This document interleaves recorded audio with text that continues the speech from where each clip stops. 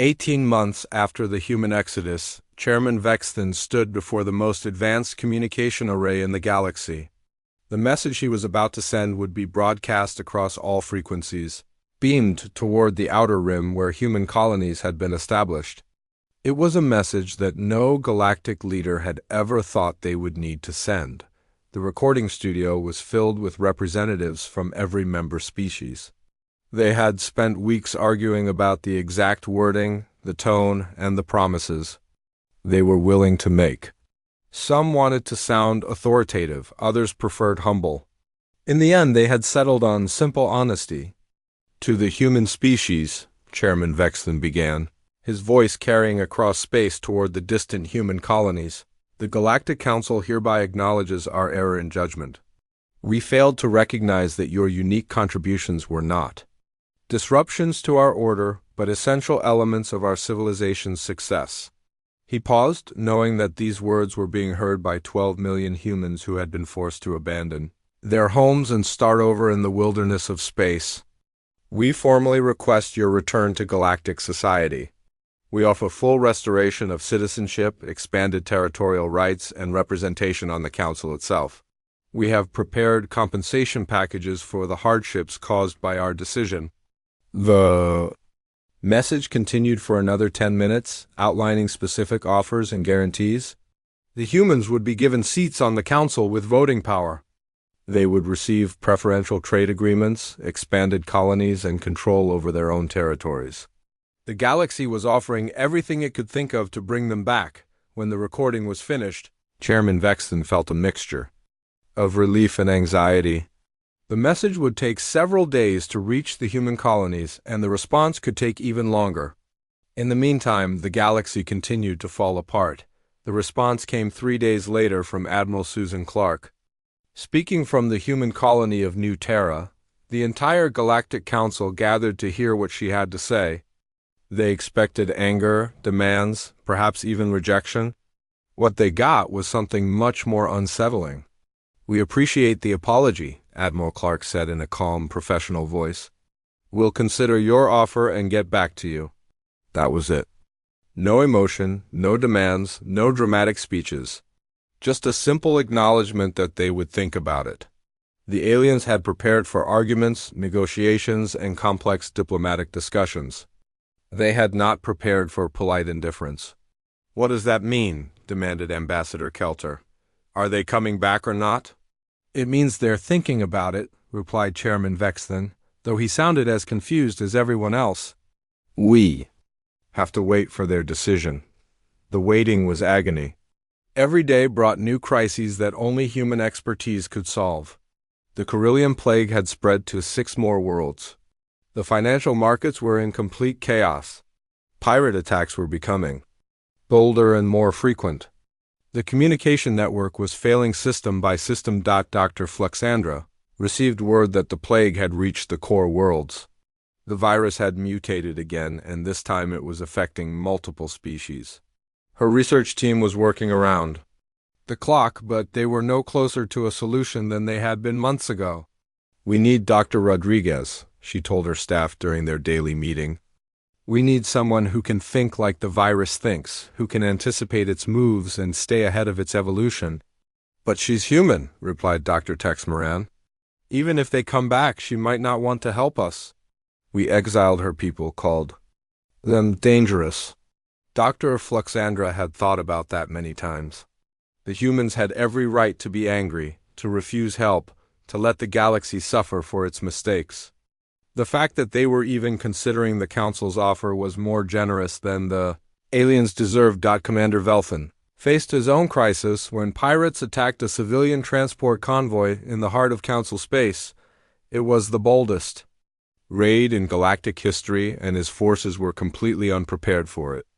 The pirates moved with precision and intelligence, hitting multiple targets simultaneously and disappearing before the patrol could respond.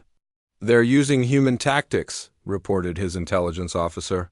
"Fast strikes, multiple targets, perfect timing. Someone is teaching them how to think like humans." The thought was terrifying. If the pirates had learned human military strategies, the galaxy's security forces would be completely outmatched. The aliens had built their defenses around predictable, logical threats. They had no experience fighting enemies who used chaos and unpredictability as weapons. 6 months passed with no word from the humans. The galaxy's problems continued to multiply. Entire sectors were now cut off from the communication network. The economy had collapsed so completely that some worlds had returned to barter systems. Medical research had stopped entirely as the plague continued its relentless spread. Then, without warning, the first human ships appeared at the galactic border. There were no announcements, no fanfare, no diplomatic ceremonies. The ships simply arrived and requested permission to enter Council space. Admiral Jake Morrison, now commanding the lead vessel, sent a brief message to the Galactic Council. "We're here to help with the immediate crises," he said. "We can discuss long-term arrangements later." The ships carried repair crews, medical teams, and technical specialists. They went directly to the most critical problems, working quickly and efficiently to restore basic services. Within hours, the communication blackouts began clearing up. Within days, the most urgent medical emergencies were being addressed. Dr. Amy Rodriguez arrived at the medical research station and immediately began working on the plague crisis. She spent 3 days reviewing the data, then suggested a completely new approach that went against everything the alien scientists had tried. "Stop fighting the virus," she told Dr. Flexandra. "Start working with it. The virus wants to survive, just like any living thing. If we can give it what it wants without letting it hurt people, we can control it instead of destroying it." The approach seemed insane to the logical alien minds, but it worked. Within weeks, they had developed a treatment that didn't kill the virus but turned it into a harmless symbiont. The plague was effectively ended. Not through force, but through understanding. Pete Johnson returned to Frontier Station and found the quantum relay systems in complete disarray. He worked for 16 hours straight, making adjustments and repairs that the alien technicians had thought impossible. The communication network came back online sector by sector as he and his team moved through the galaxy. Captain Ryan Bennett led a security force that dealt with the pirate problem in a typically human way. Instead of hunting the raiders with military force, he talked to them. He learned about their grievances, their needs, and their motivations. Many of the pirates were desperate people from worlds that had been cut off from galactic commerce. Bennett negotiated deals that gave them legitimate work and fair treatment. The humans didn't ask for parades or recognition. They didn't demand apologies or special treatment. They simply went back to work, fixing what was broken, solving what seemed impossible, and holding the galaxy together with their particular brand of stubborn competence. Admiral Jake Morrison stood once again on the observation deck of his ship, watching human vessels spread throughout the galaxy. This time, things were different. The aliens had learned a valuable lesson about the importance of diversity, of chaos, of the unpredictable. Human element that made their civilization stronger. The humans had returned, but on their own terms. They had proven that sometimes the most important contributions are the ones you don't notice until they're gone. The galaxy had begged them to return, and they had answered that call with the same quiet grace they had shown when leaving. In the end, the galaxy didn't just get its fixers and problem solvers back. It gained a new understanding of what it meant to be a true civilization, one that valued all its members and recognized that strength comes from differences, not from conformity. 1 year after the human exodus, the Galactic Council convened the most important emergency session in its 1,000-year history. The Great Assembly Hall on Centauri Prime was packed with representatives from every member species, all facing the same terrible reality. Their civilization was collapsing, and they were running out of time to save it. Council Chairman Vexton stood at the podium, his usually confident demeanor replaced by obvious worry. The holographic displays around the chamber showed the grim statistics. Crime rates had increased by 400%. Economic systems were failing on dozens of worlds. Medical research had ground to a halt. Even the Council's own communication networks were degrading without human technicians to maintain them. "Fellow beings," Chairman Vexton began, his voice heavy with the weight of admission, We may have miscalculated the human contribution to galactic stability. A wave of uncomfortable murmurs rippled through the assembly. The proud alien races had never admitted to making mistakes on this scale. They had built their civilization on logic, order, and careful planning. The idea that they had been wrong about something so fundamental was almost impossible to accept. Ambassador Kelter of the Altarian Federation rose from his seat. His species had always prided themselves on their superior intellect and logical thinking. The humans were undisciplined and unpredictable, he insisted. We can solve these problems with proper planning and increased resources. We just need more time. But Director Yovex of the Financial Exchange shook his head. Time is exactly what we don't have. The galactic economy is on the verge of complete collapse. Our quantum processors are failing faster than we can replace them. The trading algorithms that took us centuries to develop are breaking down daily. Then we build new ones, Kelter replied stubbornly. We hire more engineers, invest more money, apply more logic to the problems. We tried that, interrupted Dr. Fluxandra from the Medical Research Station. We have tripled our research budget, hired the best scientists from every species, and thrown every resource we have at the plague crisis. Nothing works. The virus continues to mutate faster than we can develop treatments. The debate continued for hours, but the same pattern emerged every time. The aliens had tried to solve their problems using traditional methods, but those methods were failing. They had more resources than ever before, but they lacked something that couldn't be bought or built. Tech specialist Yogara stood up to address the assembly. She had just returned from the Carillion sector, where she had spent 3 weeks trying to repair the quantum relay network. The communication failures are getting worse, she reported. We lost contact with the Outer Rim territories yesterday. The relay stations are breaking down faster than we can fix them. What about the human maintenance notes? Asked Chairman Vexton. Can't we use those to keep the systems running? We've tried, Yogara replied sadly. The notes help with specific problems, but they don't teach us how to think like humans. They solve problems that we can't even see coming. They prevented failures that our diagnostic systems can't detect. The real breaking point came when Commander Velthan of the Galactic Patrol delivered his security report. The respected military leader looked exhausted and defeated as he approached the podium. The situation is critical, he announced. Pirate attacks have increased by 600%. Entire trade routes are now too dangerous to use. We've lost control of the frontier zone, and the raiders are moving closer to the core worlds. Every day, the assembly fell silent. The frontier zone had been secure for over a century. It was the gateway to the unexplored regions of the galaxy, protected by a network of patrol ships and rapid response teams. What happened to our defenses? Demanded General Zexther of the Zentari Republic. We have the most advanced military in the galaxy. We have advanced weapons and ships, Commander Velthan replied, but we don't have enough people to use them. The rapid response teams were 60% human. The patrol networks were maintained by human technicians.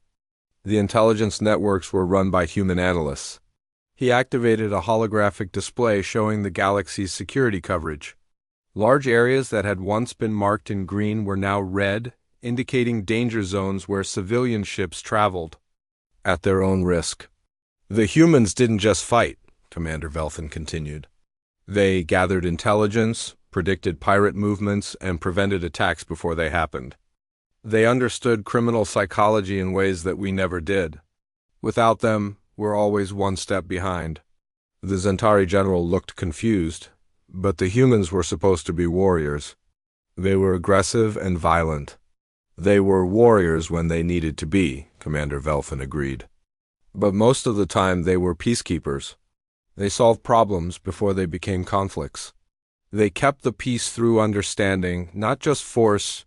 As the reports continued, a disturbing pattern became clear. The humans had been involved in every aspect of galactic civilization, not as leaders or rulers, but as the people who actually made things work. They had been the technicians, the mediators, the problem solvers, and the fixers who kept everything running smoothly. The Nixarian Engineering corps had been overwhelmed, trying to maintain systems that humans had kept running with seemingly casual efficiency. The Altarian diplomatic service was struggling with negotiations that humans had handled easily. The Vegan Commerce Guild was losing money on trade deals that humans had made profitable, even. The Council's own operations were suffering. The translation. Systems that allowed different species to communicate were breaking down. The environmental controls that kept the assembly hall comfortable for all species were malfunctioning. The security systems that protected the council chambers were full of glitches. Chairman Vexton called for a recess, and the representatives gathered in small groups to discuss their options. The conversations were heated but quiet as proud. Species tried to come to terms with their dependence on the humans they had exiled. "We could try to rebuild everything from scratch," suggested Ambassador Kelter. "Use pure logic and systematic approaches to solve each problem." "How long would that take?" asked Dr. Flixandra. "The plague is spreading to new worlds every month. The economy is collapsing faster than we can study it. People are dying while we try to figure out what the humans knew instinctively." "Then what do you suggest?" Kelter demanded. "That we admit we were wrong? That we beg the humans to come back?" The word beg hung in the air like a toxic cloud. The idea of the proud galactic civilization begging anyone for help was almost unthinkable. But the alternative was even worse. Representative Tulvex of the Rigelian Trade Federation spoke up quietly. "Maybe begging is exactly what we need to do. Maybe our pride is what got us into this mess in the first place." "The humans didn't leave because they were angry," observed Dr. Flexandra. "They left because we told them to. They were polite about it, professional even. They wished us well." "That makes it worse," muttered Ambassador Kelter. "If they had been angry, we could understand them. But they were just disappointed. They expected better from us." The debate continued for 3 days, but the conclusion was inevitable. The galaxy was falling apart, and the only people who knew how to fix it were the humans they had exiled. The question was no longer whether to ask for help, but how to do it without losing what little dignity they had left. On the third day, Chairman Vexton called for a final vote. The motion was simple: should the Galactic Council formally request the return of humanity to galactic civilization? The vote was unanimous. Every species, every representative, every proud member of the galactic community voted yes. They had no choice. Their civilization was dying, and only the humans could save it. But asking for help was one thing. Getting it was another. The humans had been gone for a year, and no one knew if they would even be willing to listen. The galaxy had rejected them, called them dangerous, and forced them into exile. Why would they want to come back? The answer to that question would determine the fate of every world in the galaxy. 6 months after the human exodus, the Galactic Stock Exchange experienced something that had not happened in over 300 years. The entire system crashed. Not just a small glitch or a temporary slowdown, but a complete and total failure that brought interstellar commerce to a grinding halt. Financial analyst Quindle watched in horror as the numbers on his screen turned red and began flashing error messages. The quantum processors that managed trillions of credits worth of daily transactions were overheating and shutting down one by one.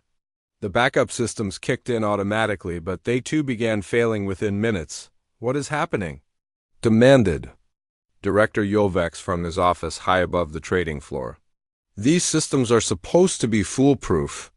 Quindle ran diagnostic after diagnostic, but the results made no sense.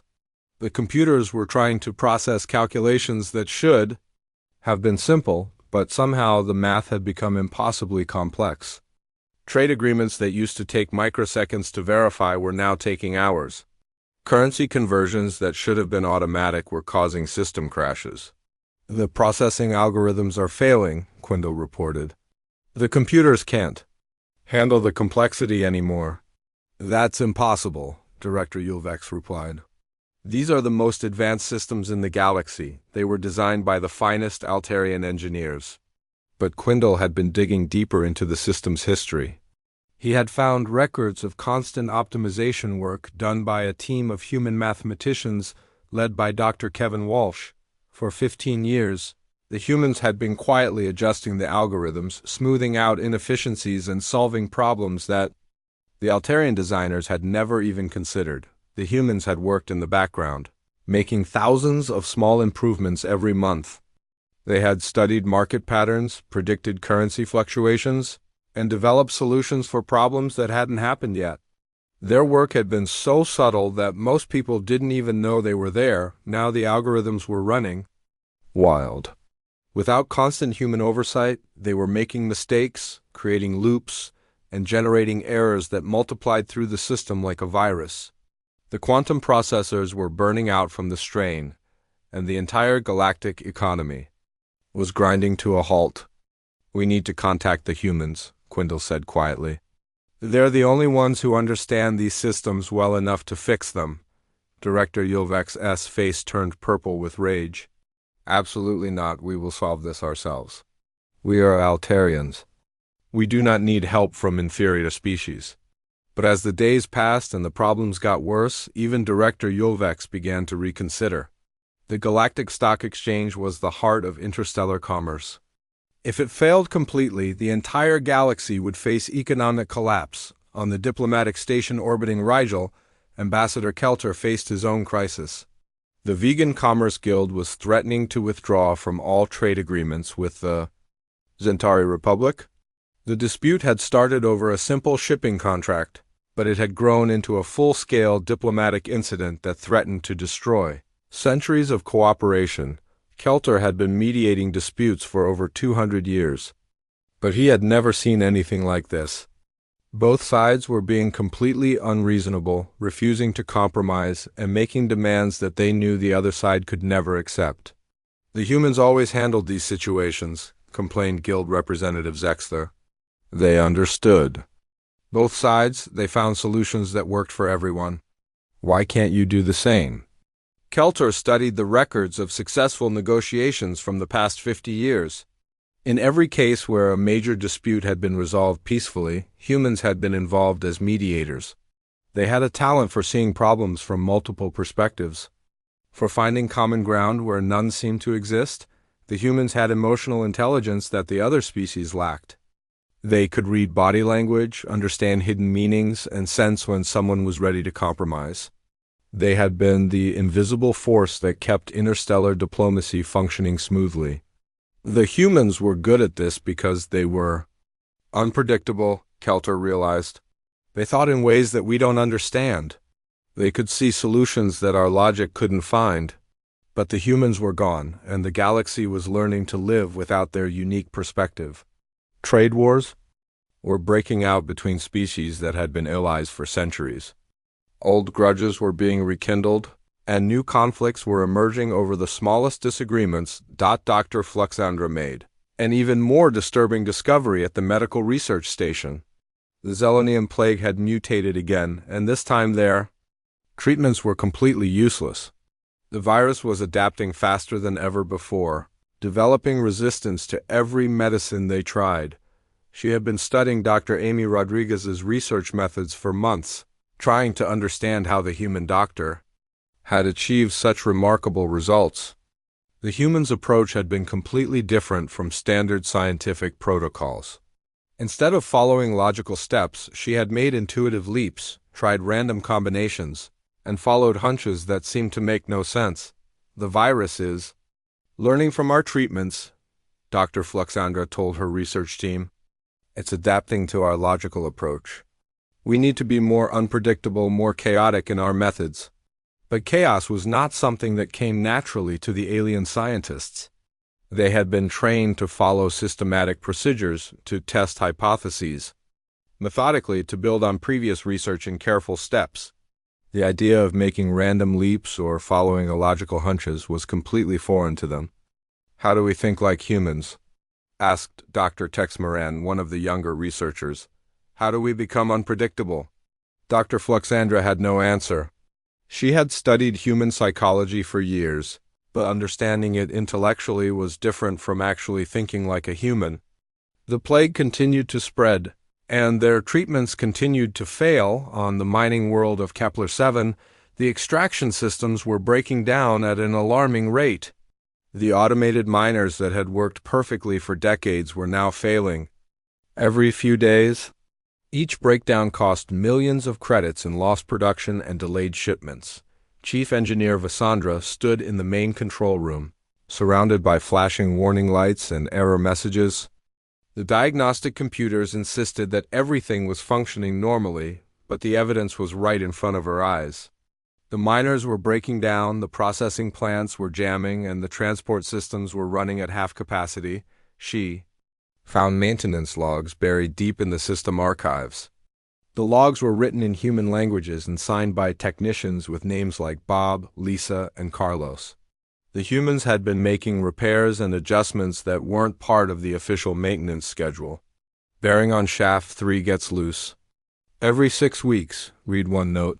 Tighten with torque wrench, not the automatic system. Bulb processing unit overheats when humidity is above 60%, read another. Increase cooling by 15% on humid days. Lisa, transport conveyor belt stretches in winter. Adjust tension every month during cold season. Carlos, the humans had been solving problems that the alien engineers didn't even know existed. They had understood the machines at a level that went beyond technical specifications. They had known when something was about to break, when a system needed adjustment, when a small problem was going to become a big one. Now, those problems were multiplying. Without human intuition and experience, the mining operation was slowly falling apart. The automated systems were too rigid, too dependent on perfect conditions. They couldn't adapt to the small variations and unexpected issues that were part of normal operations. The communications network was also beginning to fail. The quantum relay stations that connected the galaxy were starting to malfunction one by one. Messages were being delayed, data was being corrupted, and entire systems were being cut off from the galactic. Network.tech specialist Yulgara received an emergency call from the Carillion sector. 3 star systems had lost communication with the rest of the galaxy. The quantum relay that served that region had simply stopped working, and no one knew why. Yulgara traveled to the relay station with a team of the best engineers in the galaxy. They ran every diagnostic test they could think of, but the equipment appeared to be functioning perfectly. The problem was invisible to their instruments. It was only when they opened the access panels that they found the solution. Tucked inside one of the relay units was a handwritten note. Harmonic resonance drifts every few months. Check tertiary quantum matrix. Adjust frequency by 0.3%. Pete, the note was signed by Pete Johnson, a human technician who had maintained this relay station for 12 years. Yulgara followed the instructions, and the entire network came back online immediately. How did he know this would happen? Yulgara wondered aloud. Why didn't he document this problem in the official records? The answer was simple but troubling. The humans had been solving problems that the aliens couldn't even detect. They had been keeping the galaxy running through thousands of small fixes, adjustments and repairs that were invisible to everyone else. Now they were gone, and the galaxy was slowly falling apart. The careful order that the aliens had worked so hard to maintain was crumbling without the human chaos that had actually been holding it together. 3 months had passed since the last human ship disappeared beyond the galactic rim. Captain Zethkar of the Regilian Trade Federation felt good about the future as he guided his cargo convoy through the Proxima Nebula. This route had been safe for decades, and with the unpredictable humans gone, everything should be even more peaceful now. The attack came without warning. 3 pirate ships dropped out of hyperspace directly in front of his convoy. Their weapons were already charged and ready to fire. Zethkar immediately sent out a distress signal to the Galactic Patrol, then waited for the rapid response team that always came within minutes, but minutes turned into hours, and no help arrived. The pirates took their time, systematically boarding each cargo ship and stealing whatever they wanted. They laughed at Zethkar's threats and ignored his pleas. They seemed to know that no one was coming to help. When a patrol ship finally showed up 6 hours later, the pirates were long gone. Commander Velthin of the patrol looked tired and frustrated. His ship was old, his crew was small, and he had dark circles under his eyes. "Where were you?" Zethkar demanded. This route is supposed to be protected. We were dealing with another attack in the Centauri sector, Velthin replied, and another one in the vegan system, and two more near the Altarian border. We don't have enough ships to cover everything anymore. Zethkar looked confused. What happened to the rapid response teams? They used to be everywhere, reassigned, Velthin said simply. Budget cuts, we had to consolidate our forces. What neither of them knew was that the rapid response teams had been 60% human. The humans had never made a big deal about it, never demanded recognition or special treatment. They had simply done the job, patrolling dangerous areas, responding to emergencies, keeping the trade routes safe. Now they were gone, and huge gaps had appeared in the galaxy's security on the agricultural world of Ceres Prime. The harvest season was turning into a disaster. The automated farming systems that had worked perfectly for decades were breaking down faster than anyone could fix them. Crops rotted in the fields as the machines stood silent and useless. Engineer Tekmara stood in the middle of a wheat field, staring at a harvester that had stopped working 3 days ago. The diagnostic computers said everything was fine, but the machine refused to move. This was the 15th harvester that had failed this week, and she was running out of ideas. She opened the maintenance panel and found a handwritten note tucked inside. The writing was in English, a human language she barely understood. She used her translator to read it. Motor gets hot in summer. Check cooling system every 2 weeks. Replace filter monthly. Bill, Tekmara had never heard of Bill, but she checked the cooling system anyway. The filter was completely clogged with dust and debris. She replaced it, and the harvester started working immediately. She ran to the next broken machine and found another note. Hydraulic fluid leaks from the left valve. Tighten every month. Sarah, as she went from machine to machine, she found more notes. Dozens of them, all written in human languages, all describing problems that the diagnostic computers couldn't detect. The notes were signed by names like Joe, Mary, Carlos, and Kim, human technicians who had worked on these machines for years, quietly fixing problems and preventing failures. Tekmara pulled up the official maintenance records. According to the files, the machines had been serviced by certified Nexarian engineers every 6 months. But the human notes told a different story. The humans had been there every few weeks, making small adjustments, replacing worn parts, solving problems before they became serious. They never filed proper reports, Tekmara muttered to herself. How were we supposed to know they were keeping everything running?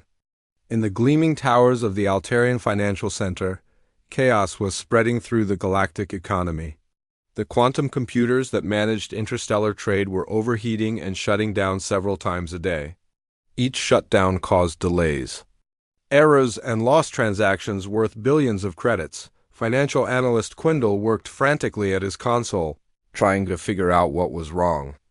The computers were the most advanced in the galaxy, built by the finest Altarian engineers. They should be able to handle any amount of data, any complexity of calculation, but something was different now. The market patterns were more chaotic, the trade calculations more complex. The computers kept running into problems they had never encountered before.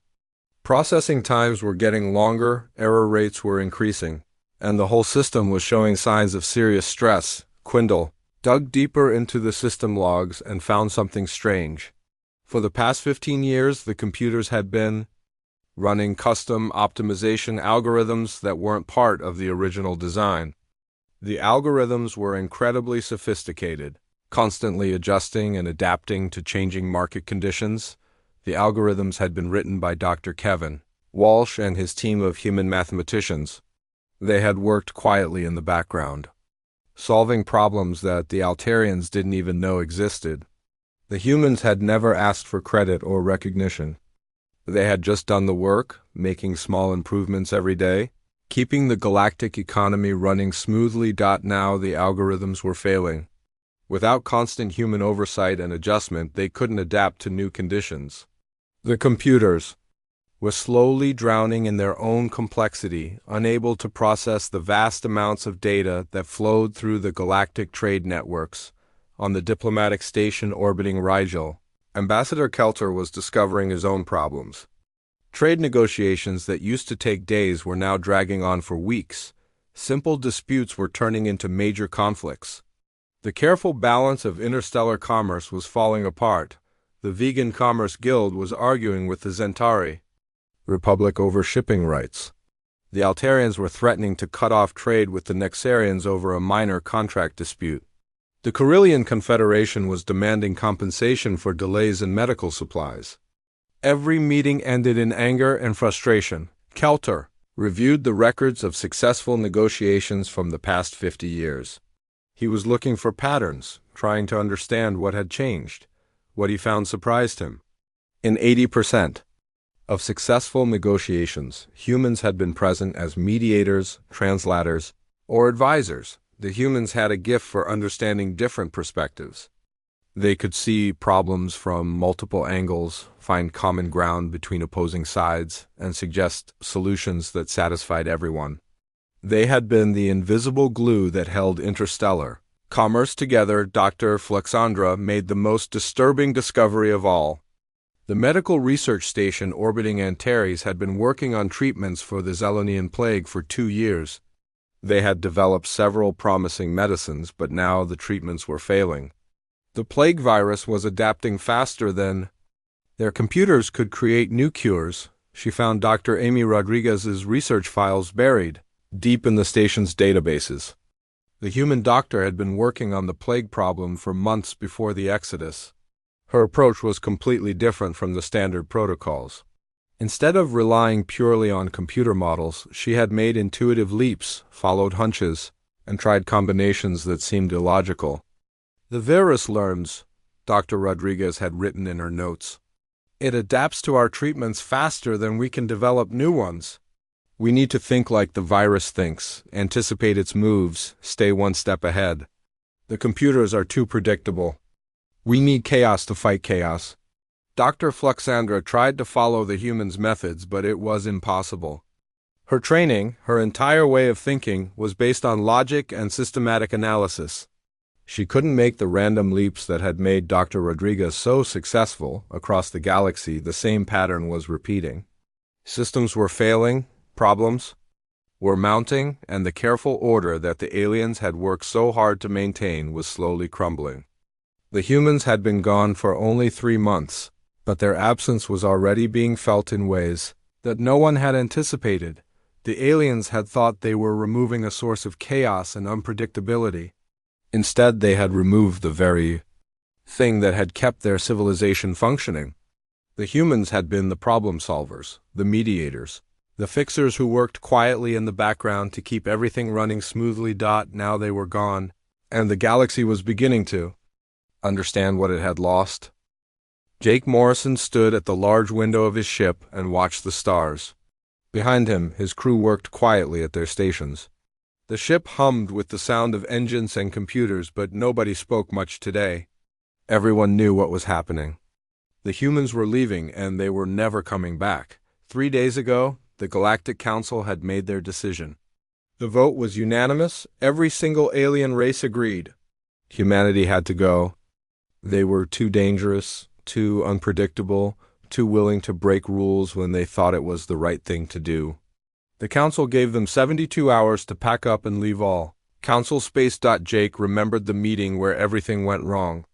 It happened at Kepler Station, a big research facility near the edge of known space.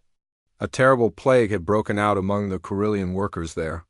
The aliens who ran the place wanted to evacuate immediately and let the sick ones die. It was protocol, they said. It was safe. It was logical. But the humans refused to leave. Dr. Amy Rodriguez led a team of doctors and nurses who stayed behind. They worked day and night to save the Carillions, even though they could catch the plague themselves. They broke quarantine rules, ignored safety protocols, and did everything the Council said not to do. In the end, they saved over 3,000 lives. The Council was furious. They said humans were too emotional, too willing to risk everything for others. They said humanity could not be trusted to follow proper procedures. The elder races had spoken, and their word was final. Lisa Hamilton had tried everything to change their minds. She was the head of the human diplomatic corps, and she was good at her job. She had spent 20 years building relationships with alien races, learning their languages, understanding their customs. She knew how to talk to the proud Centauri, how to reason with the logical Altarians, how to trade with the greedy Vegan Commerce Guild, but none of it mattered now. The aliens had made up their minds. In meeting after meeting, Lisa watched as every race voted the same way. The Centauri said humans were too aggressive. The Altarians said they were too illogical. The vegans said they were bad for business. Even the peaceful Rigelians agreed that humans should go. Lisa's final speech to the council was simple and direct. She stood at the podium and looked at hundreds of alien faces, all watching her with cold eyes. "We have been your allies for 50 years, she said. "We have fought beside you, traded with you, learned from you. We have saved your lives and you have saved ours. We thought we were friends." The Centauri ambassador stood up. His voice was harsh and final. "Friendship requires trust. We cannot trust a species that ignores our laws whenever they feel like it. You have shown us who you really are. Now we are showing you who we are." That was it. No more discussion, no more chances, no more hope. The humans had 72 hours to leave. Captain Ryan Bennett got the orders from Earth Central. Command at 0800 hours. The message was short and simple. "Pack light, we're going home." He read it twice, then called his senior staff together. They were on Frontier Station, the furthest human outpost from Earth. It would take them 2 days to get everyone ready to leave. The humans on the station worked quickly but quietly. They packed their personal belongings, backed up their computer files, and prepared their ships for the long journey home. Nobody complained, nobody argued, nobody made angry speeches. They just did what needed to be done. Ryan walked through the station as his people prepared to leave. He saw families packing photos and children's toys. He saw scientists carefully storing years of research. He saw engineers shutting down systems they had spent decades building. Everyone was calm, but he could see the sadness in their eyes. At a communications center, tech specialist Pete Johnson was finishing his last maintenance check. Pete had worked at Frontier Station for 12 years, keeping the quantum relay systems running. He knew every circuit, every connection, every little problem that could go wrong.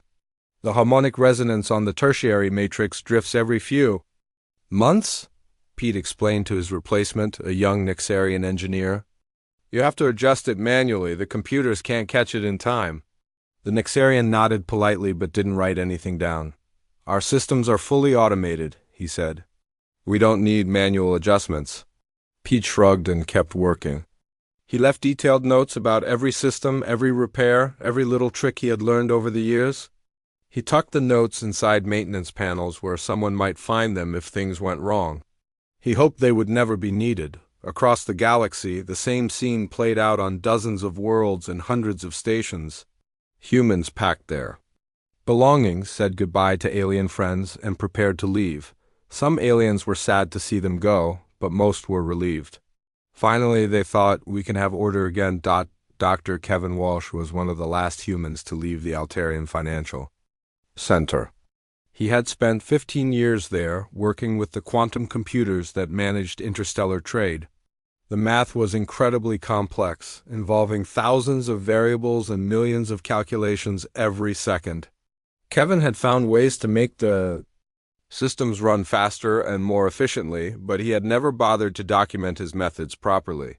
"The processing algorithms need constant adjustment," he told his Altarian colleagues. "Market conditions change, new trade routes open, political situations shift. The computers can't adapt fast enough on their own." The Altarians thanked him politely and assured him they could handle everything. Their technology was the best in the galaxy, they said. They had been running financial systems for centuries before humans arrived. As the last human ships prepared to leave, Jake Morrison sent a final message to the Galactic Council. It was not angry or bitter. It was just a simple statement. "We are leaving as requested. We wish you well. If you ever need us, you know where to find us." The human fleet gathered at the edge of Council space. 12 million people in transport ships, cargo vessels, and military escorts. They formed a long line stretching across space, all heading toward the galactic rim, where they would build new colonies far from alien interference. Jake watched from his command ship as the last stragglers joined the convoy. Engineers from mining stations, doctors from research facilities, teachers from colony schools, families from trading posts, all of them leaving the only life they had known, all of them heading into an uncertain future. The aliens had gotten what they wanted. The galaxy would be orderly again, logical again, safe again. The unpredictable humans were gone, and they were never coming back. As the human fleet jumped to hyperspace and disappeared beyond the galactic rim, the aliens celebrated their victory. They had no idea what they had just lost.